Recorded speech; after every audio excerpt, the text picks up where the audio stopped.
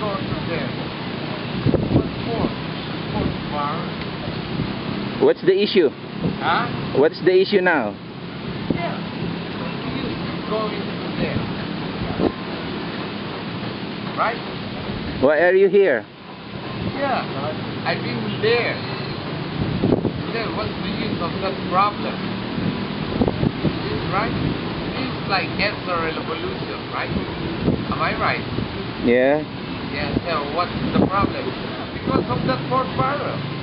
Why the people live here? I mean here, in that pork barrel, what's the use? They can recover that money. I want to say, maybe they can stop the pork barrel, maybe not. Well, that pork barrel, maybe it can help those poor people around here, in this country. Including me, right? Including me. Maybe it can help the pork barrel, including me. I'm a poor person. Are you in favor of the pork barrel? Yeah, of course. Why? Why? Because those goddamn shit, they go into prison or firing squad. Those goddamn shit.